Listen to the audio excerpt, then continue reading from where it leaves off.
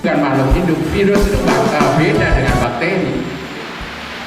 Kalau jenengan tahu bakteri itu makhluk hidup, walaupun mikroskopi itu bisa dilihat dengan mikroskop, dengan bukan elektron pun bisa dilihat begitu.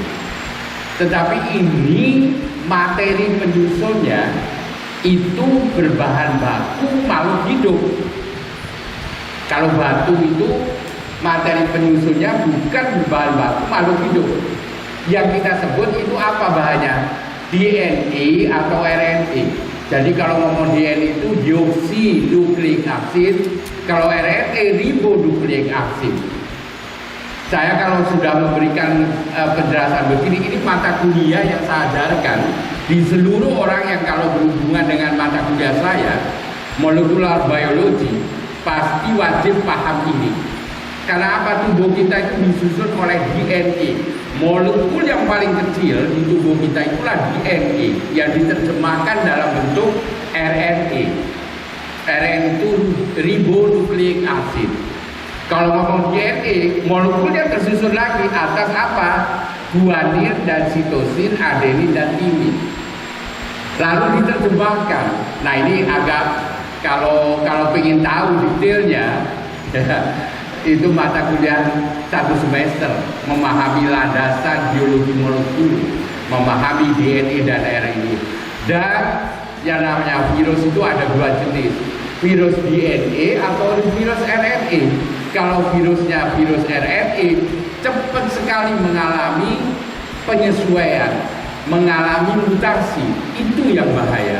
Kalau virus DNA, dia harus menerjemahkan dirinya dalam bentuk namanya ekspresi gen, dan dia berubah menjadi RNA baru menyusun produknya.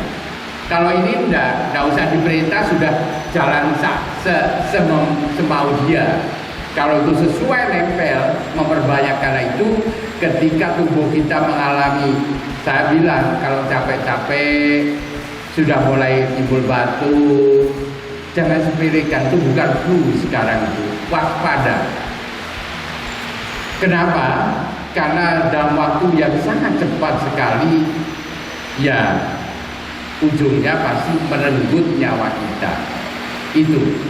Karena itulah saya selalu mewanti-wanti, tolong semuanya waspada, ikhtiar itu yang paling penting. Walaupun hari ini memang saya sebenarnya yang harus saya sampaikan memberikan kesadaran tentang standar produk halal. Saya nggak tahu apakah materinya sudah ada atau bagaimana. Oh ya, kalau memang tidak ada yang dipresentasikan, tidak ada masalah ya. Jadi sebenarnya saya, ada ya, baik. Jadi sudah disiapkan. Mudah-mudahan Mas Dading yang terbaru ya.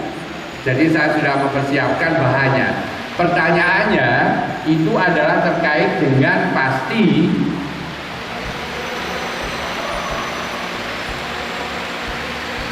tentang standar halal dan sertifikasi halal. Lalu kata-katanya kuncinya produk global. Ini kok begitu Pak? Nanti saya sampaikan. Pertama, jangan pernah kita berpikir, Pak, ngapain sih halal-halalan? Begini aja saya jualan gak laku. Itu justru tidak menyiapkan Anda berkompetisi. Sementara posisi saudara, terutama di Tanjung Pinang ini, Batam, itu koridor ekonomi yang luar biasa sekali. Kalau saudara tidak sadari ini, yang datang nanti membanjir produk Malaysia, produk Singapura, produk Vietnam. Karena apa? Saya memberikan stressing di situ dalam rangka kata global tadi. Kenapa kok global Pak? Indonesia sudah menandatangani perdagangan dunia. Itu tahun berapa Pak? 1994. Yang namanya WTO, World Trade Organization, organisasi perdagangan dunia, itu membuat aturan. Aturan itu yang dikenal dengan GATT, General Agreement on Tariff and Trade. Jadi persetujuan bersama secara umum tentang tarif itu biaya dalam perdagangan. Ini Klausul di situ yang menyelamatkan kita itu satu pasal mengatakan gini, negara boleh melindungi kepentingan masyarakatnya atas dasar kepentingan sosial, budaya, dan agama. Nih, jadi saya ketika datang ke Jenewa, di Jenewa ini yang bicara begini ini menghadapi pertanyaan banyak negara. Saya bilang, saya tegaskan ini, tahun 45 Indonesia merdeka itu sudah selesai. Sebenarnya kita harus mengisi kemerdekaan itu apa? Bahwa Indonesia satu, ya, bukan negara berdasarkan agama. Tapi dasar negara kita jelas itu Pancasila, UUD 45, Bhinneka Tunggal Ika. Ini yang harus dipahami. Karena apa? Ketika ditanya, Pak, hak saya sebagai orang beragama di mana? UUD 45 pasal 29 dibuka bahwa negara melindungi masyarakatnya untuk menjalankan ibadah terhadap kepercayaan yang dianutnya. Itu jaminan itu. Sehingga kalau ditarik lagi, apa itu terkait dengan produk halal, sebuah kewajiban buat masyarakat. Tentunya di sini sebagai orang Islam, Muslim wajib mengkonsumsi produk halal, dilindungi dari undang-undang dasar. Itulah harus diturunkan lagi namanya undang-undang jaminan produk halal yang kita kenal sebagai UU nomor 33 tentang jaminan produk halal. Ini harus dipahami. Sama seperti kita orang Islam setelah syahadat, ya, ada berikutnya tahapan sholat, ya. Kemudian tentu yang terkait dengan pemahaman yang paling mendasar dipahami itu isi Al-Quran dulu. Kemudian penerjemahan Al-Quran itu dalam bentuk hadis dan suplemen lainnya yang menjelaskan, karena memang di dalam kaidah terkait dengan terutama isi Al-Quran ini perlu dijabarkan lagi dalam bentuk kehidupan kita sehari-hari. Contoh, saya sampaikan, seringkali ini menjadi pertanyaan baku kepada semua orang. Kenapa sih kita ada di bumi ini? Ini pertanyaan yang orang nggak sadar. Pertama kali kita berada di mana sih? Ada di surga. Kok begitu, Pak? Iya, baca aja Al-Baqarah. Bismillahirrahmanirrahim. Wa qulna ya Adamu uskun anta wa zawjuka jannata wa kula minha ragadan haitsu situma wa la taqrabu hadhihi syajarata fatakuna minal zalimin. Hai Adam, tinggallah kamu dan istrimu di surga ini. Bukan masalah aurat yang dibicarakan. Makanlah kamu sesukamu di mana saja kamu berada. Tetapi jangan coba-coba kamu dekati pohon yang satu ini, karena kamu termasuk orang yang zalim. Buka ayat itu. Ini pemahaman pertama. Apa yang terjadi? Manusia pertama kali diciptakan, ya, karena sebelum menciptakan manusia, Allah itu menciptakan yang namanya siapa? Nenek moyangnya setan itu Iblis. Iblis kan nggak mau tuh disuruh ini apa? Istilah menghormati manusia ini. Enggak, saya diciptakan dari barang yang sangat mulia menurut dia, api. Dan ini orang dibikin oleh tangan. Karena itu saya bersumpah akan menggoda dia sampai anak turunnya begitu. Jadi ketika ada di surga itulah, ya, datanglah menyerupai malaikat yang kita kenal sebagai talbis. Itulah iblis yang menggoda menyerupai malaikat lalu menggoda Nabi Adam alaihissalam. Adam, makan itu tidak apa-apa. Dimakan buah itu. Itulah buah kuldi. Apa yang terjadi? Karena sudah melanggar aturan Allah, maka dikirimkanlah dari kenikmatan surga itu kita ini di muka bumi ini.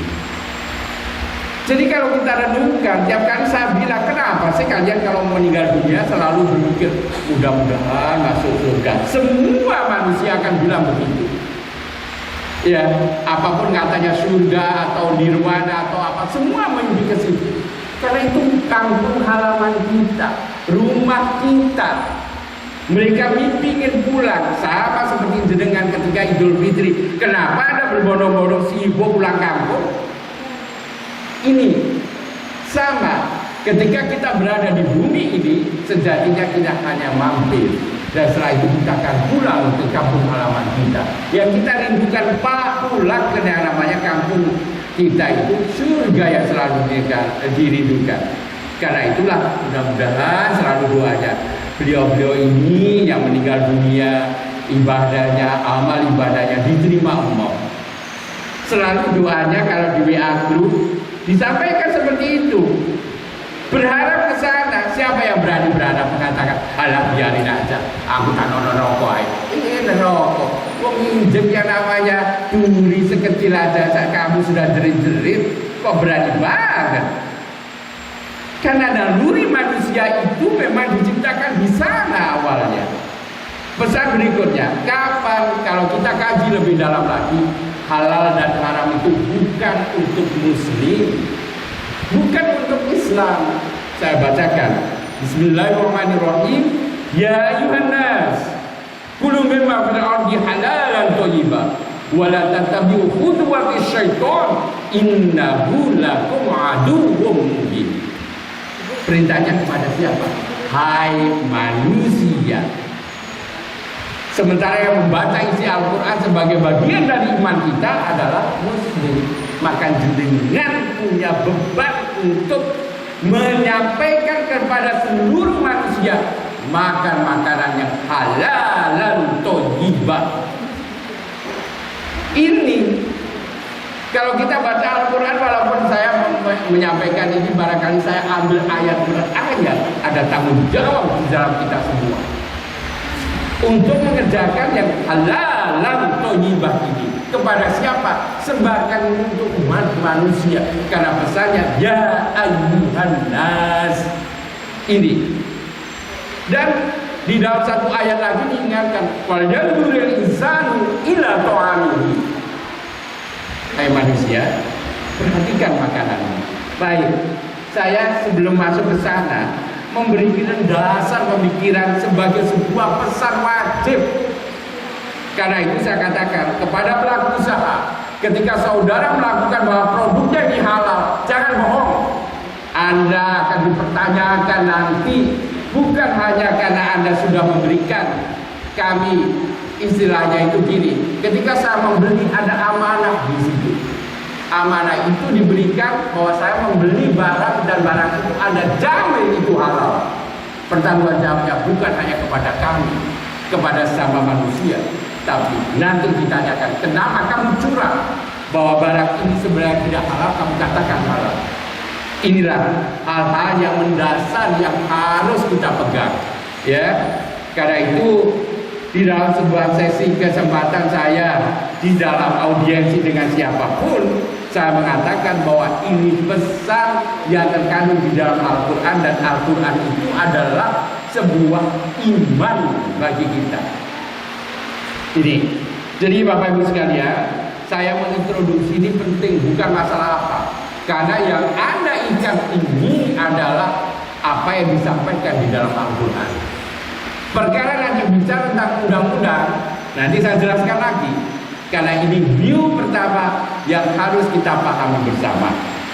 Nah, karena itulah maka ada tiga keyword di dalam atau kata kunci di dalam paparan saya ini. Mari kita pahami standar halal, lalu kemudian tentunya kita pahami juga tentang apa itu global, ya, supaya kita tidak tadi itu menyederhanakan sesuatu. Karena ketika kita menyederhanakan sesuatu dan lengah, maka pasar kita diambil orang lain. Jangan lagi Anda lalu komplain, karena bangsa lain sudah mempersiapkan rambut sama hitamnya, ya. Sebagai contoh misalnya, oke, Sumatera sama-sama, ya kalau kita sebut dengan Malaysia, ya kita itu saudara kita. Tapi urusan yang namanya perdagangan itu tentu ada beberapa hal yang harus dilalui. Karena itulah maka jangan gampangkan itu, dan saya yakin di produk yang beredar di Tanjung Pinang ini atau di Batam itu sudah membanjir produk-produk dari luar sebenarnya. Nah, di dalam hal ini saya perlu menjelaskan ini sehubungan adanya undang-undang jaminan produk halal. Jadi konstelasinya sudah paham. Dan UUD 45 pasal 29 diterjemahkan lagi dengan undang-undang jaminan produk halal, ya. Jadi dalam konteks level memahami peraturan yang paling tinggi itu UUD 45 yang mengatur kehidupan kita bernegara, bermasyarakat di Indonesia. Kemudian itu diterjemahkan lebih detail lagi dalam sebuah topik tertentu, salah satunya tentang halal, itulah undang-undang. Jadi undang-undang dengan UUD 45 itu beda levelnya, ya. Sama seperti kita kalau ditanya, Anda belajar apa dulu yang harus dipahami? Al-Quran dulu pegangan kita. Berikutnya tentu Al-Hadis dan tentunya buku-buku pendukung lainnya yang menerjemahkan tentang menjadi pegangan di dalam kehidupan kita sehari-hari. Bapak Ibu sekalian yang saya hormati, saya masuk pada berikutnya. Tadi mungkin klik aja kurikulum vitae saya pikir sudah disampaikan. Saya ingin cerita ketika saya ada di Jepang selama 8 tahun, betapa sulit mendapatkan produk halal. Apa yang saya lakukan? Karena di sana sangat strict sekali aturannya. Orang tidak boleh perseorangan menyembelih walaupun ayam. Maka saya datangi rumah potong ayam. Saya ajak runding, Bapak, saya muslim, saya nggak bisa memakan produk Anda. Walaupun ayam ini kalau standar sanitasinya nggak sembarangan sana. Jepang itu pilihan semuanya, semua standar sangat tinggi banget. Tapi halal tidak pernah diperhatikan. Memang di sana kalau memotong ayam pakai mesin. Tentunya kalau kita sebagai muslim tidak mengikuti kaidah syariah. Ya, kan satu alat potongnya oke, standar. Ketika memotong mengucapkan Bismillah, ya Allahu Akbar. Posisi memotongnya diatur. Itu semua yang saya sebutkan tidak ada di dalam mesin itu. Maka saya datang melamar untuk menjadi tukang sembelih ayam. Semata-mata karena apa? Karena saya tidak mau mengkonsumsi itu dan saya ada di dalam komunitas muslim. Karena pada saat itu saya adalah Ketua Persatuan Pelajar Indonesia yang ada di Kagoshima, Jepang. Maka saya katakan, mari kita selamatkan kita supaya kita mendapatkan konsumsi dalam produk halal. Ini yang saya lakukan. Mari kita lihat urusan ayam ini. Bapak Ibu sekalian, yakin tidak ayam yang di pasar itu adalah halal? Kenapa saya ngomong kayak gini? Ada kaidah ilmu itu. Ya, Pak, sudah saya ikuti. Pisaunya tajam. Semua ketentuan yang bersifat agama Islam itu diikuti. Tapi coba lihat, ketika dia terpotong, benar nggak dia mati berdasarkan definisi biologi? Saya ketika melihat masih menggelepar-gelepar sudah masuk ke air panas. Pertanyaannya, ayam itu mati karena disembelih atau karena air panas?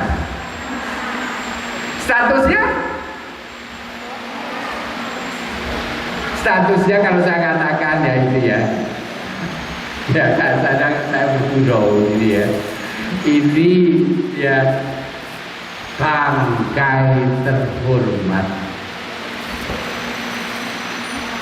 Seharusnya ya namanya menikmati itu tadi ada standar biologinya.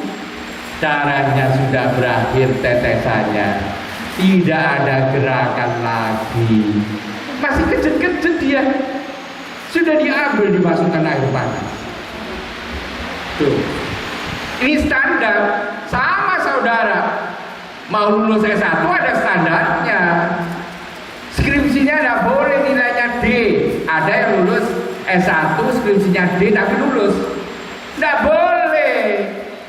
Standar minimal yang namanya seorang S1 lulus itu 1 mengumpulkan 144 SKS minimal. Kalau ada tambahan tidak boleh lebih dari ketentuan yang ditetapkan. Pak, saya mengumpulkan SKS sampai 200, salah. Tidak boleh melanggar aturan. Ada range-nya di situ. Kemudian ada ketentuan lagi, IP-nya minimal segini, tidak boleh ada nilai D sejumlah ini pada mata kuliah tertentu. Itulah standar. Saya memberi gambaran-gambaran yang sederhana aja deh, daripada kita ngomong, karena standar ini yang bikin manusia memang. Sama ketika bicara standar ini, maka kita menyusun namanya sistem jaminan produk halal. Insya Allah BPJPH akan segera menyelesaikan SJPH ini. Ketika menyusun, bukan hanya kita undang semuanya, kita lakukan namanya public hearing. Kita ingin dengarkan banyak orang. Itu proses yang harus dilalui supaya ini menampung masukan-masukan sesuai dengan keinginan kita. Nah, dalam kaidah tadi, saya kembali kepada titik tadi, ketika menyembelih ayam tadi pun diatur. Itulah SNI 99002 tentang sembelih unggas. SNI itu Standar Nasional Indonesia. Mulai dari apa saja yang dipermasalahkan di situ, orangnya yang menyembelih kita latih menjadi juru sembelih halal. Rumah potong unggasnya juga harus memenuhi standar sebagai standar rumah potong unggas yang halal. Itu semua ada. Sama seperti saya sampaikan tadi, tidak mungkin Anda lulus S1 lalu ngomong nilai skripsimu apa? D. Saya bisa saya datangi itu perguruan tingginya. Kok bisa skripsi D bisa lulus S1-nya? Ketentuannya ada diatur di situ. Nih, ya. Jadi inilah yang saya maksudkan. Memahami standar itu adalah dokumen tertulis yang sudah disepakati bersama. Karena itu ada proses di dalam menentukan standar itu, yang namanya mulai dari public hearing, lalu finalisasi, baru dikeluarkan SK-nya. Nih, ya. Jadi Bapak Ibu sekalian, biar paham gitu loh. Bukan katanya lagi. Karena itu saya lebih suka sebenarnya diundang langsung untuk menjelaskan daripada mendengarkan lalu sebutannya katanya. Ini yang saya nggak mau. Bangsa Indonesia itu harus cerdas. Dan anehnya literasi kita itu lemah. Kita itu tidak mau membaca detail, itu tidak mau. Ya, lebih suka mendengarkan omongan orang lain. Karena itulah kesempatan ini tadi Pak Kanwil, terima kasih sekali diberikan waktu yang seluas-luasnya. Terlepas dari apapun ini saya ceritakan, tadi saya datang ke Pak Kanwil harus merubah jadwal saya. Jam 9 saya harus bicara berunding tentang produk halal dengan Inggris. Karena di sana itu ada standar namanya apa? BRC, Britain namanya BRC itu Britain Retail Council. Itu menentukan standar. Kalau kita ngomong pangan, kenal dengan HACCP, Hazard Analytical Critical Control Point. Ada titik kritis di dalam ketika mengerjakan sesuatu, di dalam menyiapkan pangan.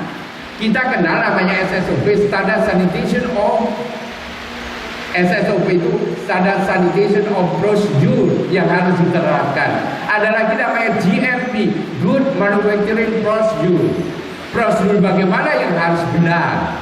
Nah mungkin walaupun bikin sambal, tiba-tiba sambal goreng ya, tiba-tiba Anda tanpa menghaluskan sambalnya dulu.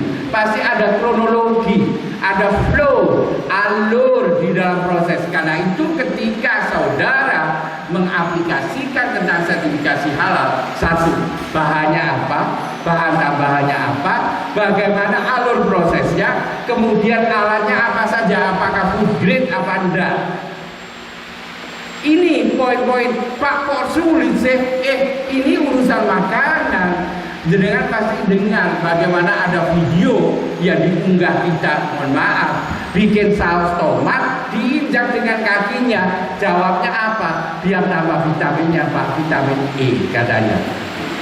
Ya gitu ya, ada yang mau beli. Terus kalau ditanya ibu kok kayak begitu, bapak kok kayak gitu sih, kan nggak diketahui siapa-siapa Pak. Karena dia tidak punya standar,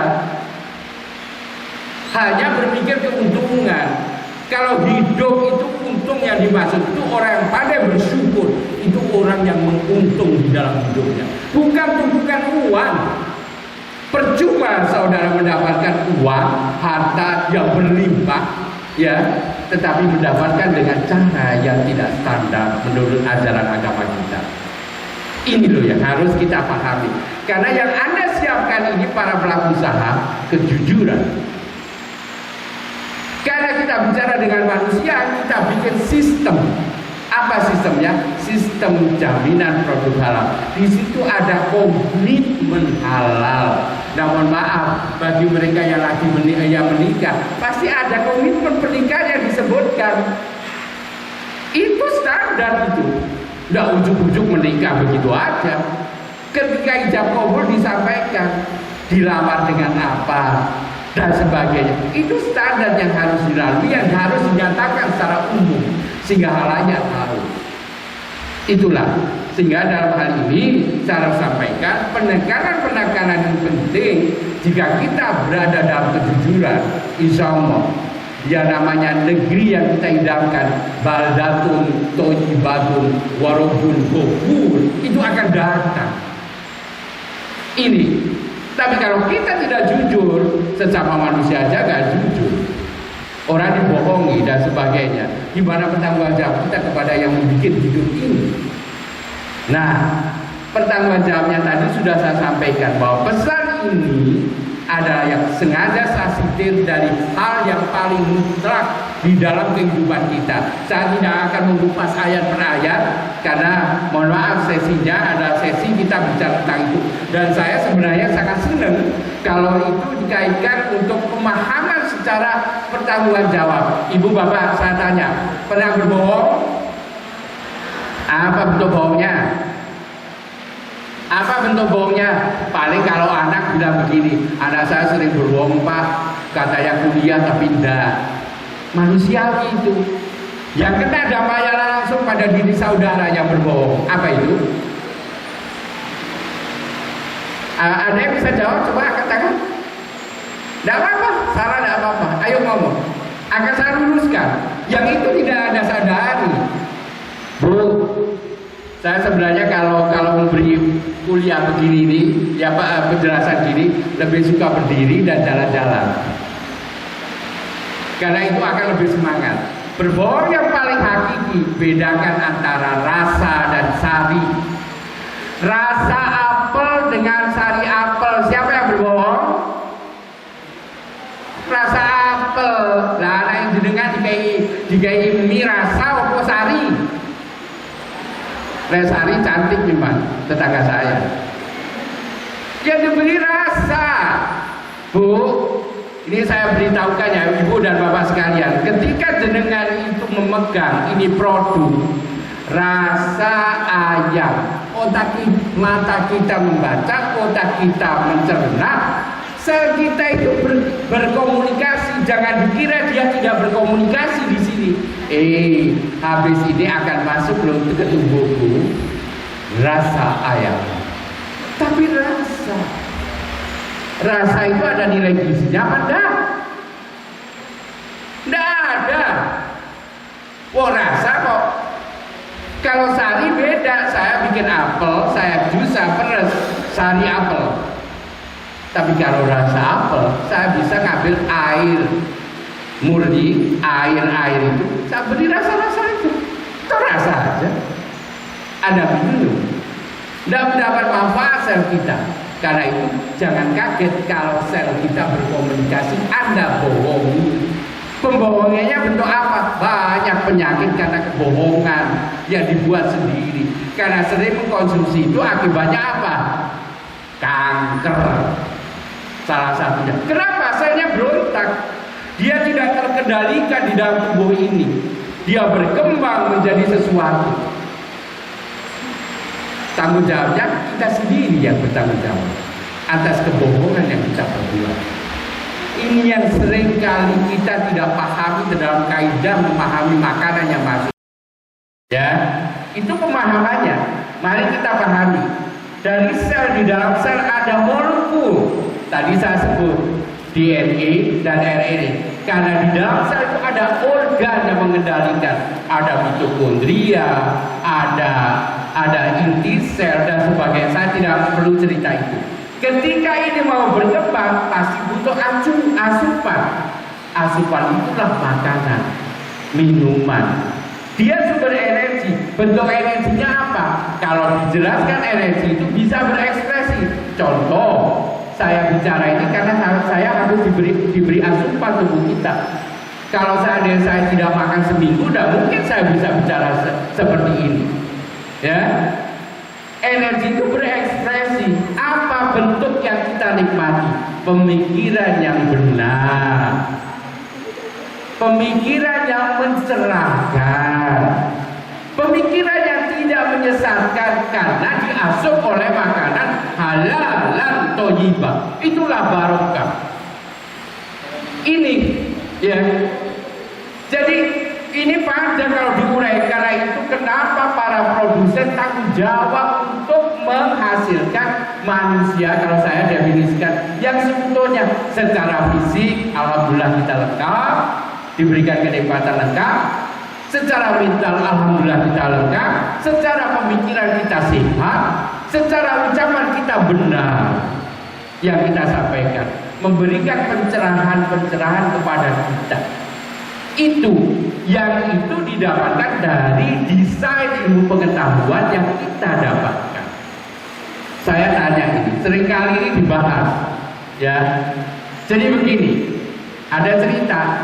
Ibu itu datang ke saya di pengajian kayak begini nih. Kalau saya katakan pengajian lah ya, daripada saya berikan presentasi tentang produk halal. Karena ini mendasar sekali. Si ibu bilang, Pak, kenapa sih anak saya itu kalau saya panggil sampai berjerit-jerit, tidak datang-datang. Saya tanya ibu, dulu ibu ketika anak itu lahir siapa yang menyusui? Iya Pak, bukan saya. Siapa? Susu kaleng. Ambil aja kaleng itu, ibu kentang itu, nanti kan datang. Kenapa?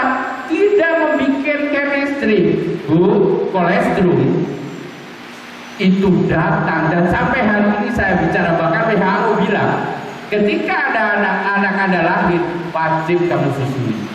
Karena satu, membentuk chemistry kedekatan.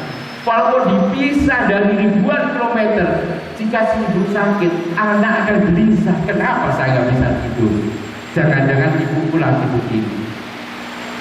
Ini nggak pernah dipikirkan. Padahal di situ mata rantai membentuk manusia tadi itu. Ada awareness sosial. Ini, karena itulah pentingnya ketika kita memahami halal. Karena itu ayat ini bilang halal dulu, baru thayyibah. Karena thayyibah itu urusannya BPOM, bukan BPJPH.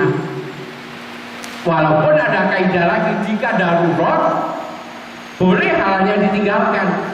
Saat ini contoh, ketika COVID sudah berada di tengah kita, apa yang meninggal dunia sudah bergelimpangan seperti ini, tidak layak kita mengupas tentang halal. Selesaikan dulu, temukan bahannya, perkara ini bisa membantu apa tidak. Setelah itu baru kita cari bagaimana ini komponennya yang harus dikerjakan. Karena membuat yang namanya obat, vaksin beda dengan bikin onde-onde. Ya benar. Onde-onde itu pagi ini diisi kacang hijau. Saya protes, Bu, jangan bikin onde-onde kacang hijau lah. Oh ya Pak, besok tak ganti kacang merah. Ganti bisa. Nah kalau obat, kalau vaksin, mata rantai prosesnya panjang sekali. Disinilah kaidah-kaidah yang harus dieksplorasi. Karena itu saya sampaikan klik berikutnya ya. Tadi sudah saya jelaskan tentang mana apa itu. Oh sorry. Nah ini sampai apanya itu? Komputernya kecapean. Komputer ini ada ya. Jadi mau dipaham alat yang bikin manusia bisa ngadat, protes. Karena ini rupanya yang berbicara ini saya kok gak digubres-gubres sekali begitu ya. Padahal saya mau melihat dia gitu. Oke, tidak apa-apa, santai aja dengan rileks ya supaya disiapkan. Beberapa hal saya pikir ada hal yang sangat penting. Jadi poinnya, jika menjadi pelaku usaha, tolong yang jujur. Walaupun standar untuk membuat saudara jujur itu ada. Itulah namanya sistem jaminan produk halal. Di dalamnya ada komitmen halal. Dan saya selalu ingatkan, halal untuk manusia. Nah, tadi saya sudah sebutkan CV saya, tidak perlu saya sampaikan dengan pengalaman saya tadi. Baik, berikutnya saya akan masuk kepada di sini sejarahnya. Banyak orang bilang begini, saya agak maaf ya, enggak, Indonesia tidak seperti kamu negara lain. Saya bilang gitu. Kita punya sejarah kesadaran halal, sertifikasi halal itu dari kampus. Makanya hari ini mudah-mudahan ada yang dari kampus datang juga.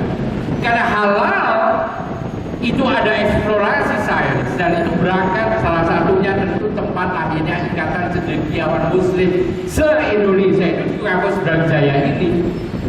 Dan yang mendeklarasikan tentang pentingnya sertifikasi halal ya di kampus Brawijaya ini. Dan alhamdulillah saya bersyukur saya diajarkan oleh Profesor Dr. Tri Susanto ini, guru saya, yang langsung mengingatkan, hati-hati kamu mengkonsumsi. Beliau salah satunya setelah saya buka-buka, silakan yang ahli agama buka referensinya. Ada namanya imam kita ya, mazhab Syafi'i. Ceritanya beliau lahir dari keluarga yang sangat concern terhadap halal dan thayyibah. Si bapak ini melintas ke sungai. Ketika di sungai ada buah kapul-kapul, panas-panas lagi, diambil, digigit baru 3 gigitan dia kaget. Ya Allah, buah siapa ini? Lah anak kita melintas panas-panas di pinggir jalan, ada mangga bergelantungan, dia bikin hukum sendiri. Pak, mangganya sudah melanggar Pak, melanggar masuk ke trotoar, berarti milik umum. Sopo sing ngajari awakmu koyo ngono? Hah? Sementara saya sampaikan anak saya dididik, lahir dididik di Jepang. Ini pembelajaran Bapak sekalian. Tiap hari si ibu harus ngecek isine tasnya dia. Kenapa harus dicek? Jika ada barang asing dan itu bukan milikmu, harus kembalikan. Ini negeri Jepang loh. Di kita, halah, lawong anu le, pulpen wis putul kaya gini, ndak opo-opo. Ya ora. Pendidikan awal dari situ. Ya ora. Ngakulah. Wis ta, angel-angel. Saya itu kadang ketawa, angel-angel. Membangun orang itu dari generasi emas ini loh, dari anak-anak ini, diajari jujur. Saya kaget betul, saya mohon maaf, saya bukan apa. Justru saya berangkat dari karena saya sekolah di sana, Masya Allah. Istri saya itu sampai kaget, ya kenapa ya tiap hari kok perintahnya suruh ngecekin tas anak saya. Kalau menemukan sesuatu, dia harus berani menyampaikan, Bu Guru, Pak Guru, ini bukan barang saya bawa. Pengakuan diajarkan kan kita. Kok kadang anak kita salah dibeloni. Ini pendidikan awal kejujuran. Jadi di tas itu dicek, kalau bukan barangmu kembalikan. Kadang dia balik lagi, saya takut sama Bu Guru nanti dimarahi. Pasti begitu. Kalau di sana enggak, anak itu tidak kenapa. Dia disatu, makasih ya, kamu diberi hadiah, diberi pujian. Jangan gampang marah kepada anak didik kita. Saya mohon maaf ya, terkadang saya membimbing anaknya nuwabeng itu turunan. Nuwabeng di teko ora teko-teko. Bang gledek, bukan gledek dalam pengertian apa, Masya Allah, salah sudah ada. Anak ini kenapa ya? Coba saya dengarkan temannya gini, karena ternyata si bapak di PHK, anaknya harus cari nafkah. Skripsinya tidak selesai-selesai. Tidak mau datang ke saya. Saya tanya kenapa. Dia sehari tidak jawab. Sudah deh kalau gitu. Ya udah tidak apa-apa. Saya cari tahu temannya kenapa dia jawab. Mungkin dia malu ngomong ke saya. Akhirnya dia terbuka. Pak, temannya yang ibu, bapaknya ini kenapa enak? Anak ini jadi tulang punggung keluarga. Coba. Makanya saya bilang, Insya Allah, hidup ini dengarkan. Kita harus menjadi orang-orang yang bijak. Barangkali yang berdiri di sini bukan makhluk yang sempurna, pastinya begitu. Tapi mari kita renungkan, apalagi bicara tentang halal yang itu menolong siapa? Para UMKM mikro kecil. Lah itu tonggomu dhewe, tonggo sulit-sulit ngapain? Sing urip aja gawe sulit. Kok lek mati wong mlaku dhewe nelek. Hah? Wis kamu terus macul-macul dhewe ngono aku arep mati ngono lebu. Jangan begitu. Saya sampaikan ini ya. Bantu dia. Tolong. Saya harus menyampaikan ini karena kita kadang menutup mata hati kita atas nama standar, atas nama apa dan sebagainya. Saya bilang ini orang mau berikhtiar untuk menyediakan makanan halal. Bantu. Karena kita tidak akan mati jalan. Ini dari situlah maka kita ada awareness sosial. Islam mengajarkan awareness sosial, bukan menyulit-sulitkan ayat. Tidak ada itu. Saya sampai ngomong, masa gak ngomong Islam kuangnya kok. Kok gampang kok awakmu sadar kok dirikan sholat, saya sholat burung iso, tak dari kene dan sebagainya seperti itu tuh. Niat kita itu baik. Supaya apa? Supaya kita menyiapkan. Karena ketika saya membeli, Pak ini halal, saya mengikuti standar halal, maka saya akan membelinya. Karena kami ingin mengkonsumsi sesuai dengan kita di dalam Al-Quran. Ini yang harus kita pegang.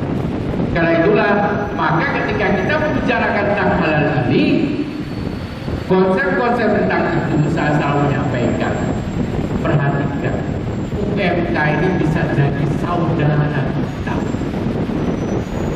Saudara kita, tetangga kita yang mencari nafkah.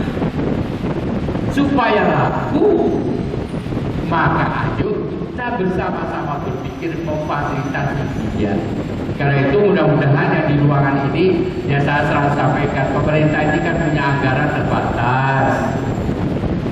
Barangkali ada yang kebagian, saya nggak tahu Pak Kamil, ini yang datang ke sini yang dibiayai Rp0 itu ya. Ya, saya selalu bilang 4 tahun lagi bawa itu jalur mana Rp0. Kok sedangkan jaluan? Dulu saya kecil itu ibu saya bilang ini jaluan tuman. Ngekei kono lho. Itu ukurannya. Istilahnya apa? Seneng kumpul lek gratis. Hari ini boleh saya katakan silakan. Ya, karena niat baik pemerintah. Kenapa dengan dibantu ini usaha jenengan bisa berjalan, ekonomi bisa berputar? Saat ini nangis kita. Coba masuk ke hotel, kosong melompong. Padahal kalau kondisi normal dalam COVID ini, saya tadi sarapan pagi ngomong sama asisten saya, kasihan ya Bapak ini melayani kita sampai sabar. Pak butuh apa? Saking apa? Gak ada pekerjaan hari ini. Nangis betul loh. Gimana lagi mau keluar takut? Iya kan? Coba kalau hotelnya rame, ada seminar, pasti saya yakin tetangga kiri kanan suruh bikin catering, suruh bikin kue, rame semua. Ekonomi berjalan dengan baik. Karena itulah yang bisa kita lakukan dalam hal ini pemerintah lewat BPJPH bersama dengan Kawil, tentunya dengan LB POM MUI dan MUI. Yuk kita bersama-sama fasilitasi dia, jangan dipersulit. Ini loh, saya sampaikan, lewat megap sampean mau tahu. Saya ini silakan datang ke rumah sakit. Pak, ngaji nih geletek, apal. Mohon maaf ini, siapa yang ketika akhir hayatnya bisa